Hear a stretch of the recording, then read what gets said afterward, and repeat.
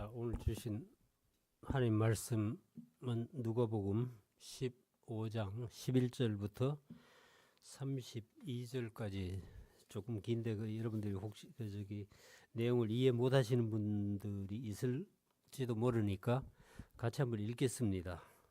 15장 11절부터 32절까지 말씀을 같이 봉독하시고 오늘 오진명 목사님이 나오셔가지고 하나님 말씀을 대언하시겠습니다.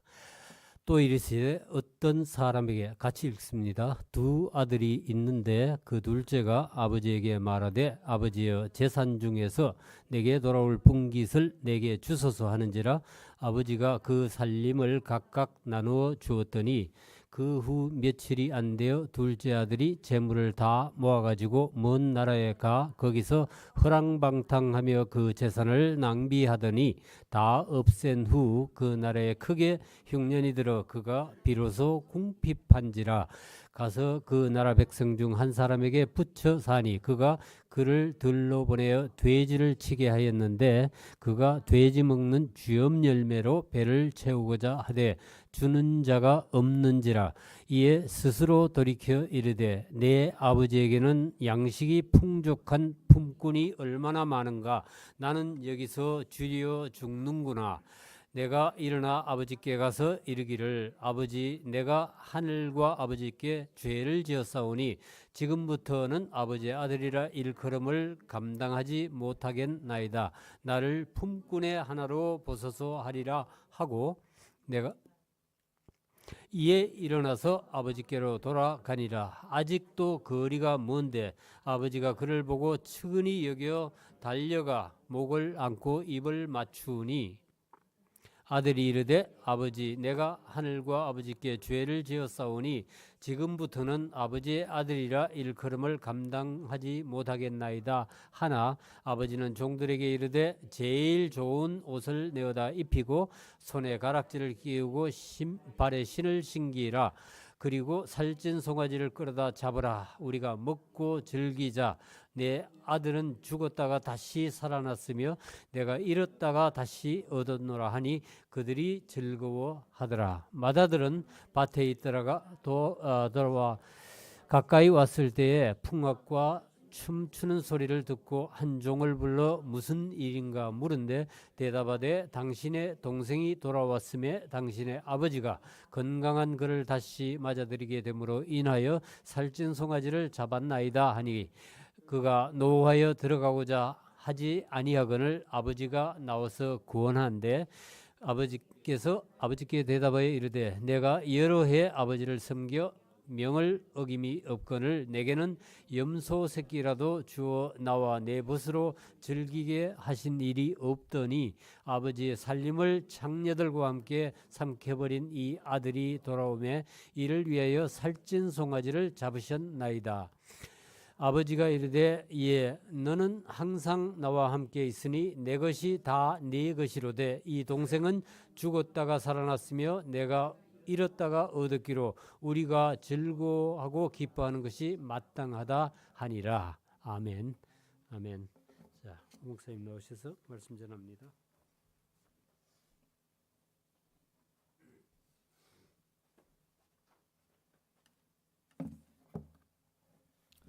할렐루야.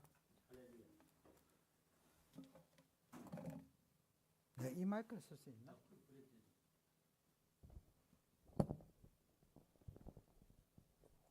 제가 이 본문 말씀을 보면서 너무 길잖아요.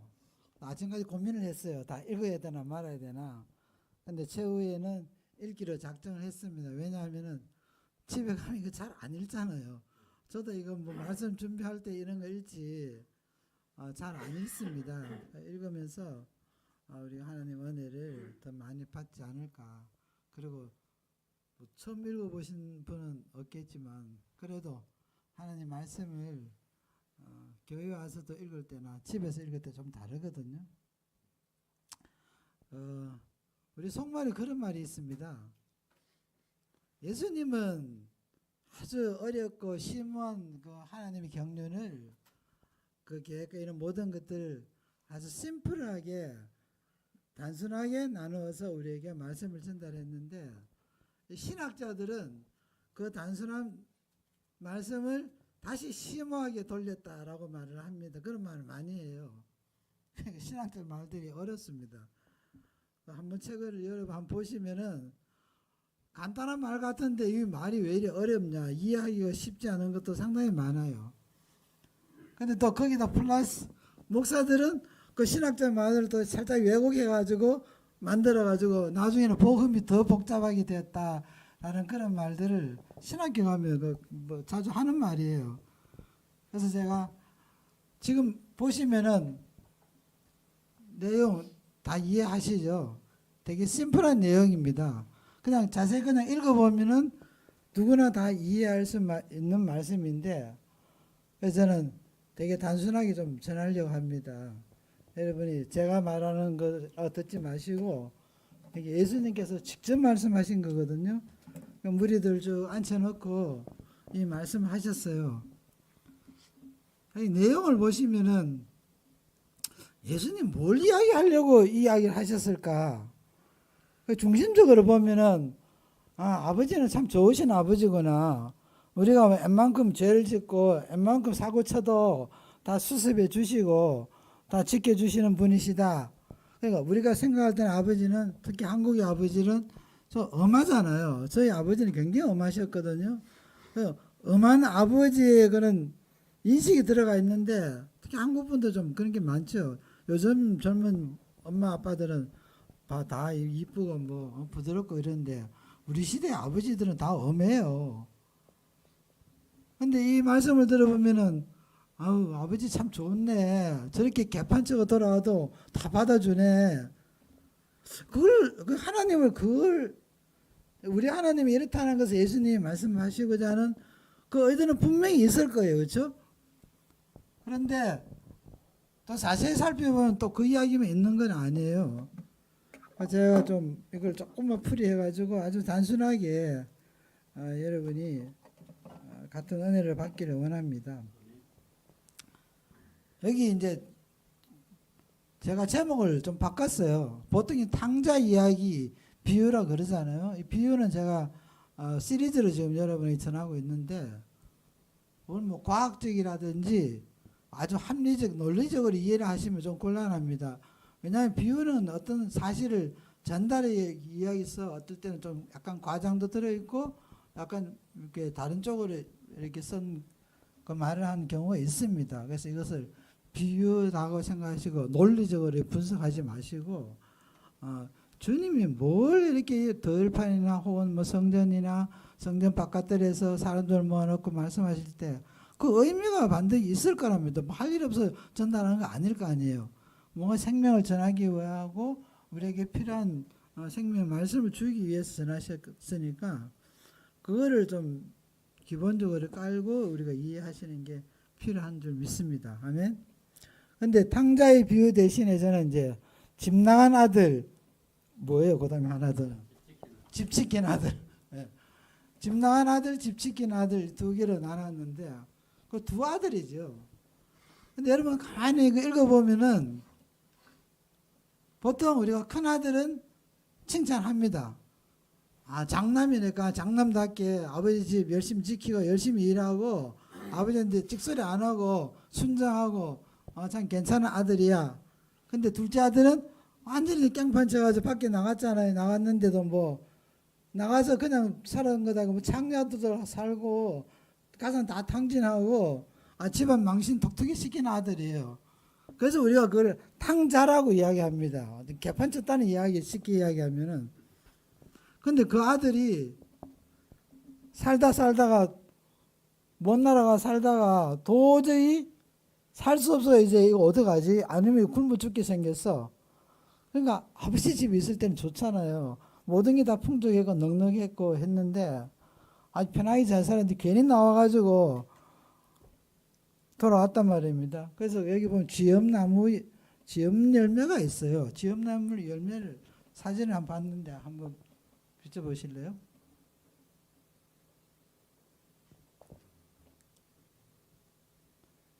이게 잘 보입니까? 이게 콩과에 속한 나무 그 열매인데 또 멀리서 보면은 이게 좀 메뚜기 비슷하게 닮았다 그래요. 그래서 메뚜기 열매라고 부르기도 합니다. 근데 요게 그 단백질도 많고 해가지고 영양소가 많다고 그래요. 그 돼지 키우는데 아주 유용하게 쓰인다고 합니다. 그 돼지들이 먹이는 주 먹이에요. 근데 이게 둘째 아들이 집 나간 둘째 아들이 하다 못해가지고 이제 먹을 게 없어 놓으니까 돼지 원래 유대인들은 돼지를 안 키웁니다.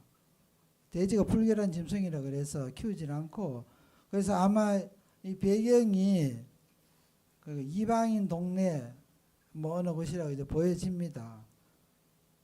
그런데 거기까지 갔는데 그 나라에 흉년이 들었으니까 뭐 잡도 없겠죠. 근데 누가 이제 돼지 키우는 잡을 줬어요. 줬는데 웃기는 이야기가 돼지 먹을 지엄 열매는 있는데 자기가 먹을 지엄 열매가 없는 거야 이게. 그래서 이게 돼지하고 경쟁해야 될 판이야. 먹고 살기 위해서는. 그래서 그 유대인의 그 미드라시라는 그 문헌이 있습니다. 성경 해석 주석이라고 이야기하는데 거기 보면은 이런 말이 있어요. 인간은 쥐엄 열매를 먹을 때야 돼야지 하나님을 찾는다. 원래 인간이 그런 인간이 원래 그렇다는 이야기예요. 그러니까 우리 속된 말로 등 따시고 배부르면 주님 안 찾아요. 편하고 뭐 비즈니스 잘 돌아가고 잘 사는데 뭐 맨날 교회에 와서 뭐 예배해야 되고 뭐 재미도 없는 설교 들어야 되고 뭐 헌금까지도 돈 내고 들으시죠. 여러분 돈 내고 들으시죠? 그 옛날에 제가 전도사로 있을 때 젊은 아이들 이제 새벽기도 오기 힘든 새벽기도를 제가 담당을 했었는데 한번 그런 말이 기억이 나요. 아니 여기 오시는 분들 노인네들 잠이 안 와가지고 심심한 사람들만 새벽기도 오세요. 나이가 들면은 잠이 안 와요 아침에. 아이고 어릴 때는 정말 5분만이라도 더 자고 10미니트 더 자는 게 얼마나 달콤한데 이제는 새벽 2시도 깨도 벌떡 일어나가지고 그냥 뭐 딴짓하고 있어요. 그러다 새벽에 또 잠이 오면 또 잠깐 자기도 하고. 근데 젊은 자녀들이 이게 얼마나 일어나기 힘듭니까? 그래서 내가 오지 말라 그랬어요. 오지 말라 그러고 교회 오는 사람 돈 내고 오잖아. 돈 내고 오는데 전도사 목사들은 돈 받고 일하잖아. 그래서 돈 받고 일하는 나는 할 수 없이 와요.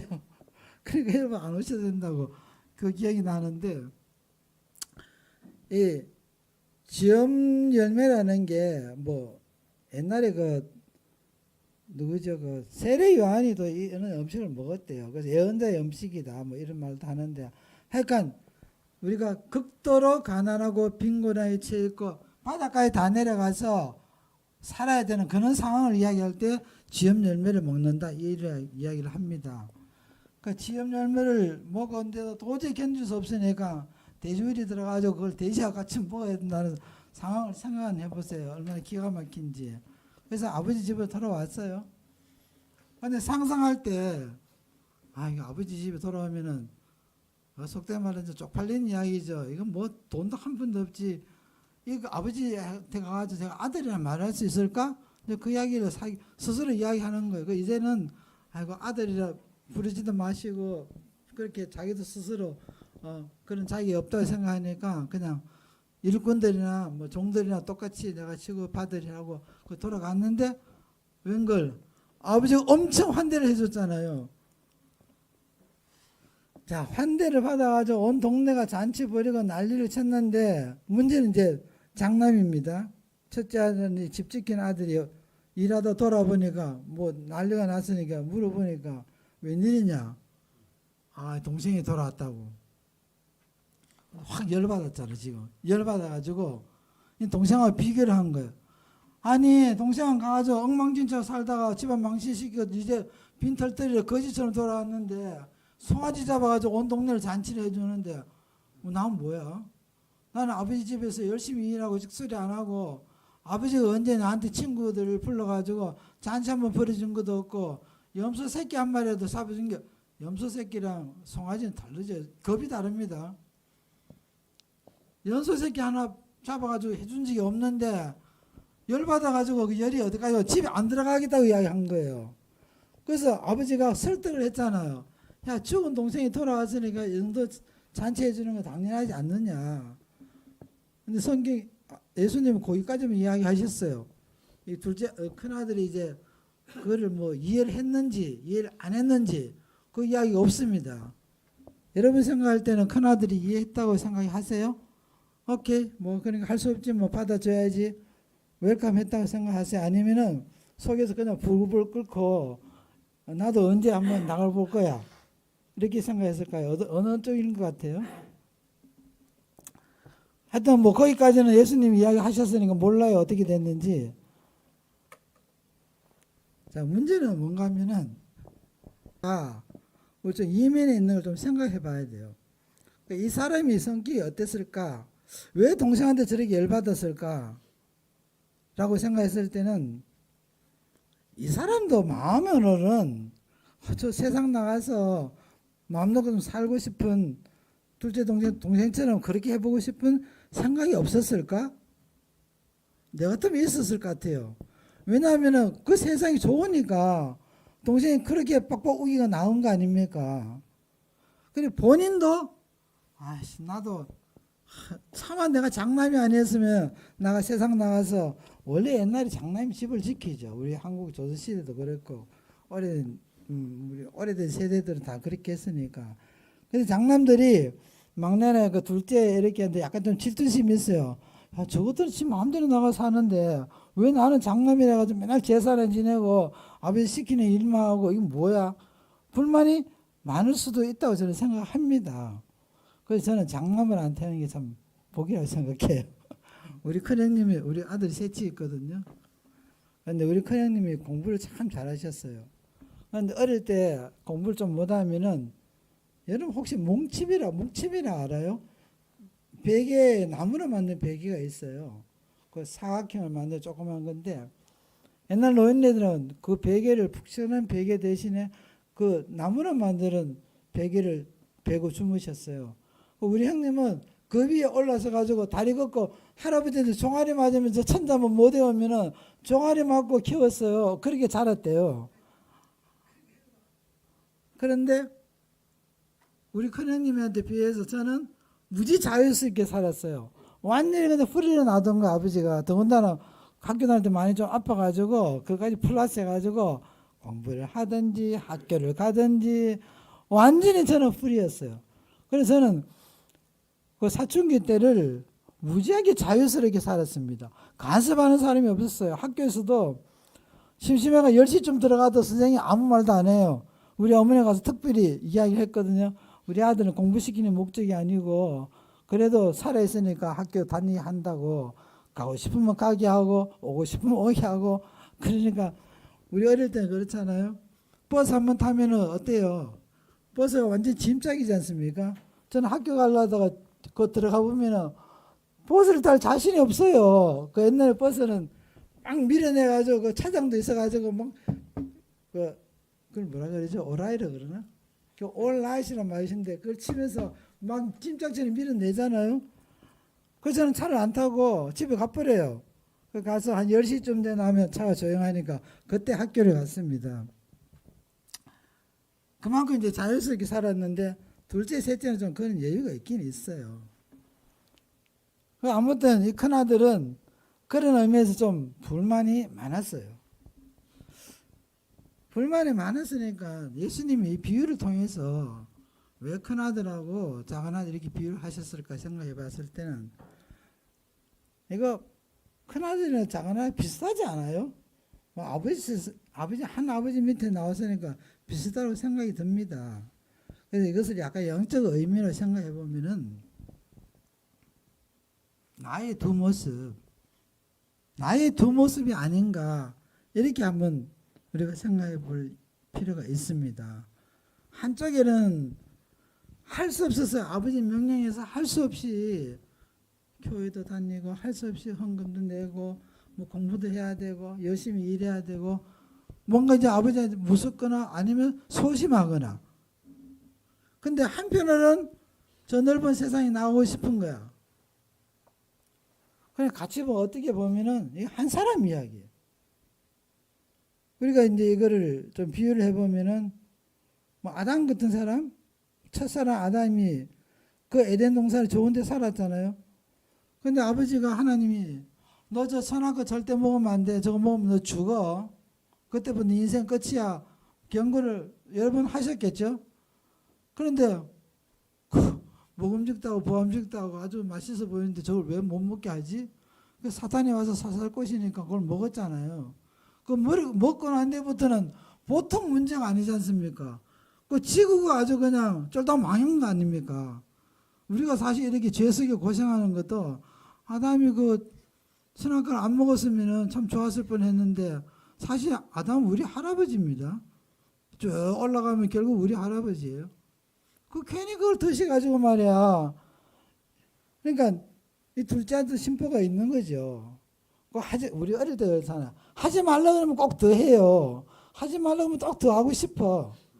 그 심보가 있어가지고 아담도 그랬는지 모르지만 그럼 먹지 말라 그랬는데 안 먹었으면 좋았을 텐데 그 홀라당 따먹는 바람에 그 에덴 동산에 쫓겨나가지고 땅도 저주받고 얼마나 고생하고 살았습니까? 가시덤불나고 뭐 농사 지어도 뭐 옛날처럼 잘 되지도 않고 하여튼 그래서 어려움이 찾아왔습니다.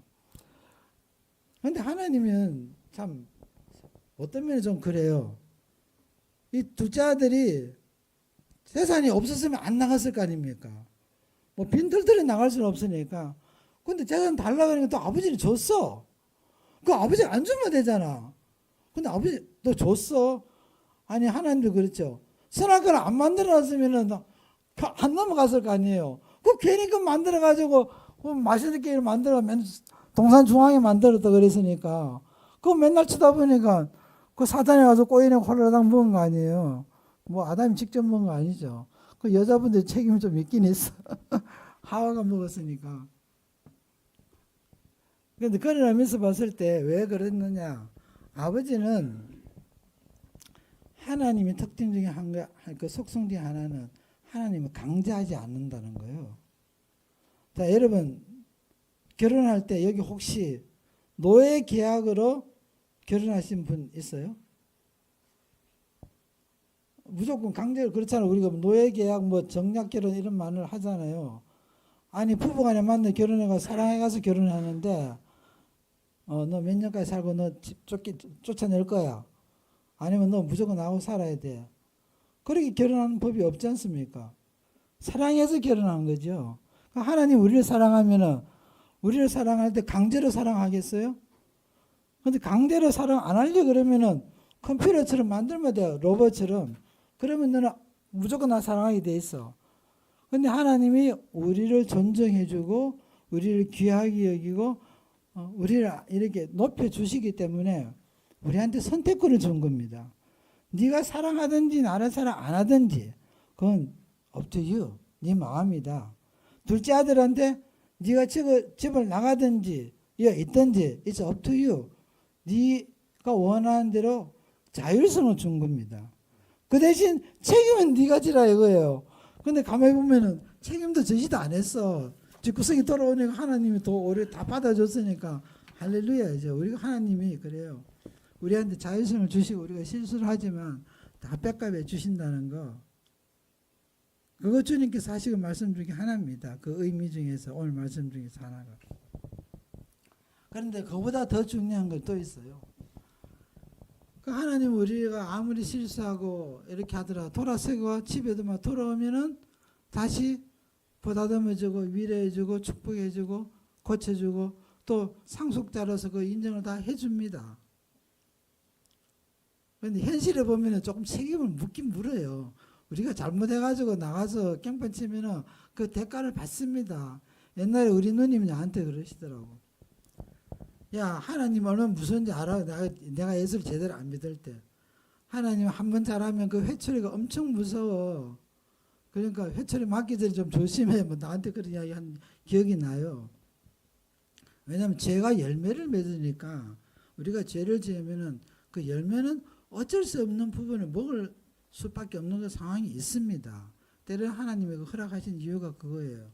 죄에 대한 무서움을 우리한테 가르쳐주기 위해서 죄를 지으면 그 열매를 우리가 먹게 돼 있어요. 하나님 그 죄는 용서는 하시지만 그런 의미에서 우리가 이 자율성이라는 거, 독립성이라는 거 매우 신중하게 생각을 해야 됩니다. 근데 문제는 이 세상이잖아요. 아니 그 먼 나라가 뭐 그래 좋길래 이 아들 둘이 그 혼이 빠져가지고 첫째 아들 안 나갔지만 속마음은 나오고 싶은 거 아니에요. 나도 전 나가지고 뭐 기생하고 한번 살고 싶다. 뭐 어떻게 사는지 모르지만 지 마음대로 사는 거 아닙니까? 하고 싶은 대로 살았어요. 뭐 도박을 하든지 뭐 마약을 먹든지 어떻게 살았는지는 모르지만 그게 그렇게 재밌어. 저는 세상에 별로 안 나가 살아봐가지고 저는 태어나기를 좀 약간 고상하게 태어나가지고 그냥 음악 좋아하고 그림 그리는 거 좋아해. 그것만 살아가지고 친구들 맨날 불러내도 저는 절대로 안 나갑니다. 나가면 술 먹고 뭐 담배 피우고 다 해야 되니까 어떨 때는 친구가 집 앞에 와가지고 나하고 불러내고 뭐 그런 적이 있었거든요. 절대로 집에 안 들렀습니다. 밤중에 자기가 돌아갈 버스가 없대. 다 끊겨져가지고 한겨울인데 어떤 친구가 한번 찾아왔어요. 뭐 걸어서 가든지 알아서 가세요. It's not my business. 아주 명확하게 거절하거든요. 그래서 저는 세상을 몰랐습니다. 어릴 때 자랄 때는. 그래서 어떨 때는 가끔 그런 생각이 들어요. 나도 술이나 좀 먹고 담배도 좀 피우고 세상 나가서 뭐 나쁜 짓 좀 해보고 그럴 수도 있잖아요. 재밌을까? 그걸 의문에 들었습니다. 그런데 성경이 나오는 세상이 보통 유혹거리가 아니에요.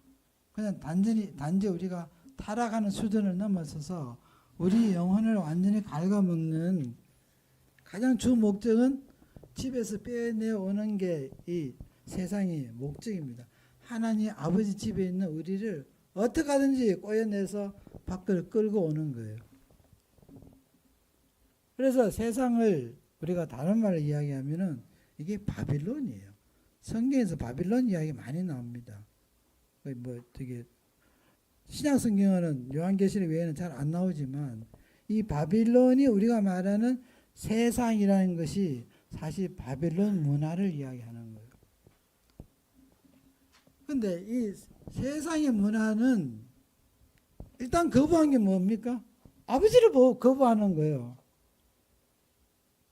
아버지가 집에 가면 맨날 잔소리만 하고 공부 못한다 야단만 치고 근데 사실 그때가 제일 행복할 때잖아요. 아버지 집에 있을 때 나는 아버지 집에 있을 때 별로 행복하다는 생각 안 해봤어요. 저는 어머니하고 되게 친해가지고 어머니하고 있으면 항상 행복하고 그런 마음이 기쁘고 했는데 아버지하고 있으면 굉장히 긴장되고 별로 뭐 행복한 느낌이 없었어. 모르지 아들 둘이가 그렇게 느꼈는지. 근데 이게 사실은 우리가 영적으로 보면은 이 큰아들은 유대인들 이스라엘을 상징해요. 이스라엘 상징하고 집에 있었지만 유대인들이 하나님 엄청 먹였잖아요. 구약 성경에 보면은 유대인들이 이스라엘 백성들이 얼마만큼 하나님 예명인 거를 다 보지 않습니까? 하지 말라면 꼭 하고 우상 숭배하려면 하고 엉뚱한 짓 엄청 많이 했습니다. 근데 그 둘째 아들은 우리가 이방인으로 보통 이야기를 합니다. 처음부터 하나님 모르는 자들이었어요. 그리고 따지고 보면은 우리 모두를 이야기하는 겁니다. 나를 이야기하는 거예요. 이게 집 나간 아들네, 집 짓긴 아들네, 이게 나를 이야기하는 거죠. 우리 모두가 처음부터 하나님 알아는 거 아니니까. 근데 알았다 할지라도 이 바빌론 문화는 워낙 강해가지고 그저 꼬여내려고 그럽니다. 교회 가지 마라. 교회가 뭐 밥 주냐, 뭐 돈 주냐, 우리끼리 가서 골프나 치자, 뭐 술이나 한잔 하자. 저는 술을 먹고 싶었는데 체질이 안 맞아서 술을 못 마셔요. 술 먹는 마음이 어떨까 생각해 봤는데 내 일생에 딱 한 번 술 먹는 기회가 있었는데 군대 제대하는 날에 하도 술을 먹으라 그러니까 딱 요만큼 먹겠다 해서 한번 먹어봤어요. 그러니까 내가 알겠더라고. 내가 헛소리하고 자는 애들 괜히 발로 차가 깨우기도 하고 저는 그런 걸 한 번 해본 적이 없어요. 그랬더니 우리 그 군대 후배들이 아니 500년에 좀 제발 좀 주무시죠. 지금 시간이 몇 시인데 우리를 때들이 깨웁니까?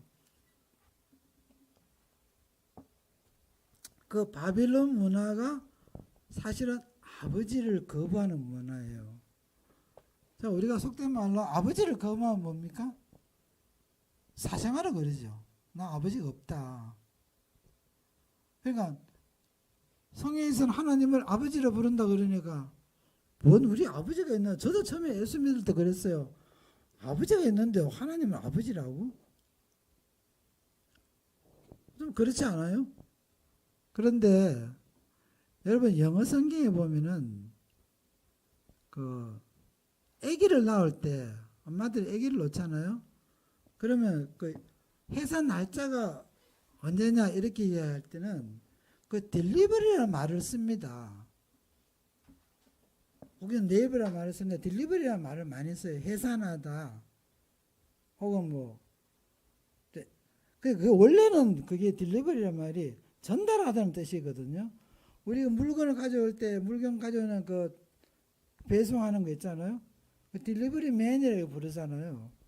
근데 그 말씀이 약간 의미가 있어요. 원래 우리 아버지는 창조주의 아버지인데 우리가 육신을 빌려가 나온 우리 아버지를 진짜 아버지를 생각하는 거예요. 사실 진짜 아버지지. 나를 길러주고 다 했으니까요. 그래서 우리 그걸 육체의 아버지입니다. 그런데 원래 우리 아버지는 생명이 없으면은 아무리 육체적으로 태어난다 할지라도 태어날 수가 없어요. 그러니까 진짜 아버지는 생명을 주신 하나님 아버지입니다. 그런데 우리 인류가 그렇잖아요. 아버지를 거부하는 이 인류 역사가 아버지를 거부하는 역사가 되어버렸습니다. 그러니까 아버지가 싫어하는 짓만 하고 아버지를 거부하거나 아버지 없어요. 그런 사람들은 뭐 사생아가 될 수밖에 없어요. 이 세상 문화라는 게 바빌론 문화라는 게 그렇게 무섭습니다. 결과적으로 흘러가면은 창조주를 거부하는 거니까 창조주 거부하니까 어떻게 됐어요? 둘째 아들이 엄청 힘들었죠.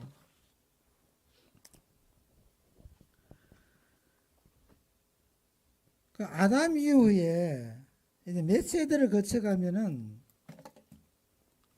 그 소수들만 그래도 하나님을 인정하고 하나님을 알았습니다. 근데 대부분은 조금은 넘어가니까 1세대, 2세대만 넘어가니까 하나님 누구지? 하나님 멀어져가지고 몰라요. 그래서 우리가 어떤 사람들 그런 이야기를 하죠. 우리 인류는 가인의 후손이다라는 말을 합니다. 왜냐 하나님을 다 잊어먹으니까 하나님에 대한 것을 모르니까 우리가 뭘 해야 되는지 모르는 거예요. 그래서 하나님을 모르면 아버지를 모르면은 내가 누군지를 모르게 되어 있습니다. 내 정체성이 내가 누구고 하나님의 상속자? 하나님을 알아야지 내가 상속자가 되지. 내가 여러분 뭐 삼성에 만약 상속자가 된다 그래 보세요. 아버지를 모를 리가 있습니까? 아버지를 모르니까 내가 상속자인지도 모르고 내가 어디서 태어난지도 모르고 어디로 가야 될지도 모르고 뭘 하면서 살아야 되는지 모르는 거예요. 그냥 밥 먹고 사는 겁니다. 애 놓고 그냥 절기다 그냥 살다가 죽는 거예요. 막상 죽으려고 그러는 게 지옥에 있다가 겁나가 이제 교회로 쫓아오는 사람들이 가끔 있잖아요. 그래서 아버지가 없는 문화, 그것을 우리가 바벨론 문화라고 그럽니다. 그것을 다른 말로 이야기하면 세상이라고 이야기를 합니다. 그래서 세상은 끊임없이 아버지를 부인하고 우리를 꼬여냅니다. 예수님이 하시지 않은 말씀이 그 말씀이에요. 너희들이 여기서 내 말을 듣지만 여기서 또 어느 누구는 다 떠나가고 나중에 주님을 부인하고 세상을 갈 것이다. 바빌론 문화에 젖어 있으니까 바빌론 문화는 그렇잖아요. 가인의 후손들이 만드는 게 뭐 만들었으면 음악을 또 거기서 시작했어요. 철 만들고 무기 만드는 것도 거기서 시작했어요. 그 아들도 똑똑해. 그 가인의 아들들이 상당히 똑똑하더라고. 근데 그 아들은 또 그 중에 그 바람 피우는 아들도 나와요. 처음으로 1부 2처제 3처제가 생긴 것도 거기서 나왔습니다. 그 문화를 생성해가지고 야 하나님 없어도 우리 잘 살아. 아버지 없어도 이 문화 봐봐. 세계적 부자들은 예수 모르는 사람 많아. 뭐 잘 먹고 잘 살고 아무 상관이 없이 삽니다. 라는 것이 바벨론 문화가 주장하는 건데 교회에 있는 사람들 그게 부러운 거예요. 옛날 우리 누이 동생하고 저기 투엘이라고 해서 샌프란시스코에서 산호제를 가는 그 길에 보면 대저택들이 있어요. 나한테 그런 말을 하더라고요.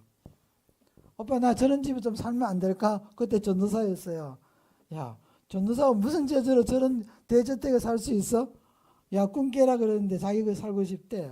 야 그럼 전도사를 할 것이 아니라 비즈니스를 해야지. 근데 전도사는 또 하고 싶어 그러더라고요. 두 다리 양다리 걸치는 거야.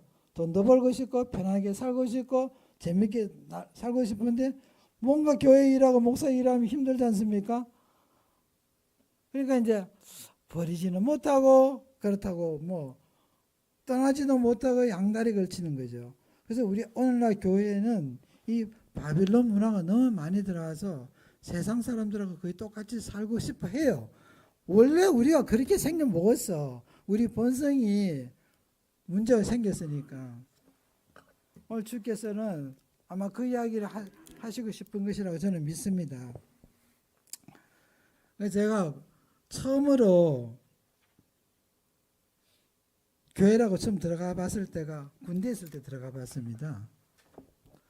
군대 있을 때 들어가 봤는데 그것도 왜 들어갔냐면 제가 자대 배치가 좀 늦었어요. 그때는 이제 훈련도 안 하고 훈련소 들어가기도 전이야. 근데 그 대기 상태에 있죠. 근데 아침을 먹으면은 꼭 병사들이 와가지고 잡아가지고 일을 시켜요. 하루 종일 그 잔디를 깎아야 되고 하루 종일 땅 파야 되고 이거 뭐 훈련하는 것보다 더 힘든 것 같았어. 그러니까 그 병사들이 오기 전에 도망을 가야 되는데 밥을 다 먹으면은 반드시 붙들리게 돼 있어. 그래서 저는 밥도 반도 안 먹어. 도망가려고. 도망갈 갈 데가 어딨어요. 그 훈련 그 다 군대인데. 근데 가만히 살펴보니까 교회로 도망가는 애들이 있더라고요. 그래서 저도 교회 따라가서 도망가니까 교회 안에는 안 들어와요. 교회 그 병사들 바깥에서 유리창을 쳐다봐가지고 잡아갈 놈 없나 이렇게 살펴보는데 안에 있는 걸 보면서도 교회 문을 들어와서 데려가지는 않더라고요. 그때 제가 애들 그러다 야 거기 숙여 거기서 숨어 의자 밑에 숨어 그래야지 안 잡히지 그랬는데 한 번에 서가 있는데도 안 잡아가더라고요. 근데 그때 제가 본 그 성경 구절이 있어요. 교회에다 하나 써 있는 게 그게 그 유명한 마태복음 11장에 나오는 말씀입니다. 11장 28절인가요? 수고하고 무거운 짐진 자들아 다 내게로 오라 내가 너를 쉬게 하겠다 그러잖아요. 엄청 은혜요. 그 당시엔 은혜인지 모르지만 야 저 말씀 진짜 괜찮네. 왜냐 피곤하니까 피곤하고 힘들고 군대에서 불안하고 뭐 어떻게 될지도 모르고 언제나 그 긴장 속에 살아야 되니까 내가 말이야 뭐 전쟁터에 끌려갈 수도 있잖아요. 전쟁이 나면은 죽을 수도 있을지나 모르잖아요. 요즘 그 바빌론이 우크라이나 전쟁하는 거 보세요. 얼마나 많은 청년들이 죽어요. 그 긴장감이 그건 경험해 본 사람 알아요. 그런데 그 교회에 딱 들어가니까 수고 무거운 짐진 자들아 다 내게로 오라. 이거 지금 아버지가 하시는 말씀이죠. 예수님 그걸 인용해가 말씀하셨으니까. 근데 중요한 거는 우리가 바벨론 문화에 대해서 너무 잘 알아. 근데 정작 알아야 될 것은 아버지 품이 얼마나 편안하고 얼마나 영화로운지를 잘 모른다는 거예요. 그래서 예수님께서도 오늘도 우리를 부르시는 거죠. 불러서 너 바벨론 유혹 받아가지고 나가지 말고 양다리 걸치지 말고 한 다리 두 다리 다 일로 들어와라. 오늘 우리 한국교회나 미국교회도 약간 문제가 있는 것은 거의 성도들이 두 다리를 걸칩니다. 한 다리를 걸치는 거죠. 두 다리 다 교회에 들어오는 것이야. 마음은 콩밭에 있어요. 몸은 교회에 있어. 왜냐하면 우리가 교회 1시간 2시간 있을 때는 집에 가가지고 놀면 금방 잊어먹잖아요. 그래서 그 다음 주에 꼭 안 가도 돼. 뭐 가서 월급 받는 것도 아닌데. 그런데 세상은 재미가 있거든요. 그래서 예수님께서는 세상 따라서 재미롭게 살면은 너 죽어 이 말씀을 해 주시는 겁니다. 선악과를 먹었던 아담과 하와가 엄청 고생한 것처럼 이 둘째 아들처럼 괜히 나가서 지엄 열매 먹고 난 뒤에 그때 돌아오지 말고 괜히 나가지 마 라고 말씀하시는 겁니다.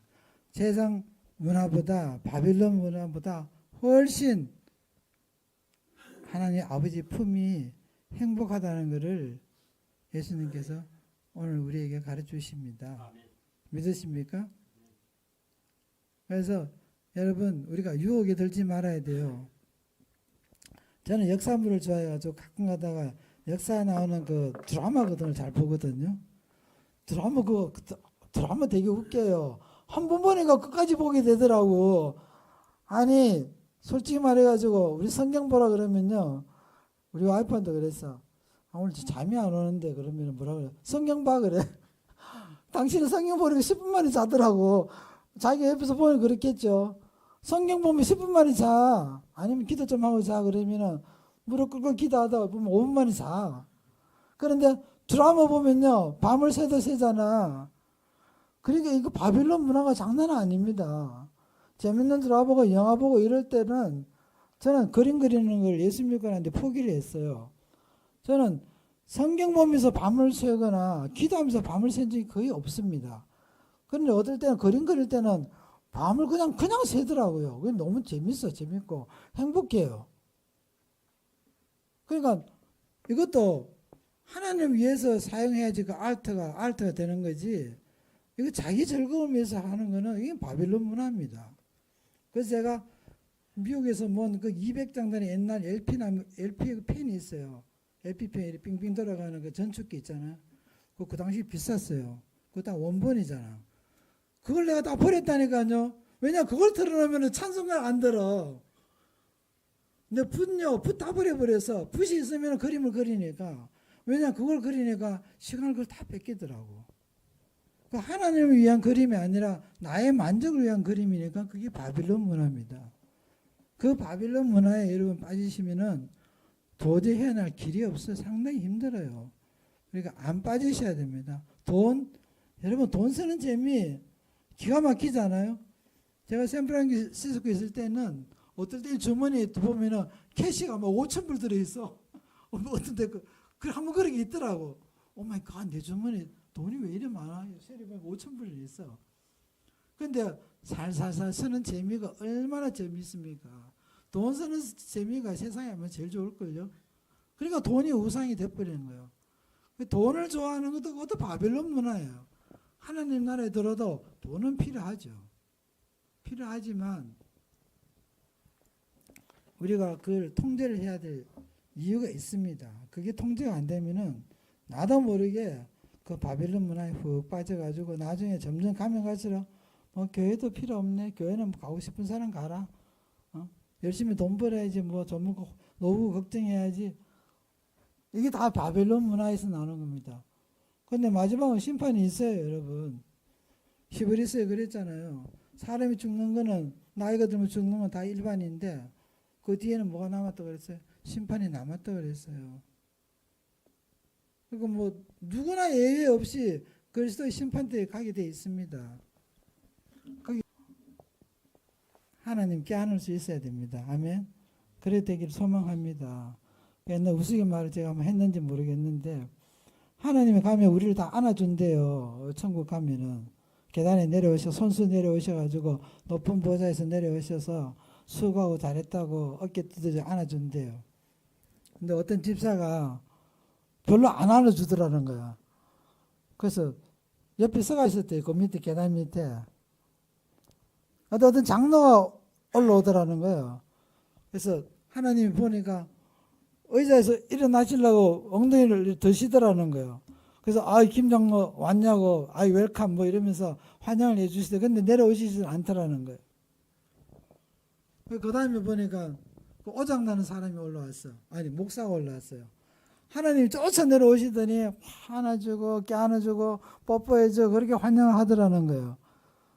그런데 이게 집사가 열받아가지고 하나님 미국이 아니라 천국이 더 차별합니까?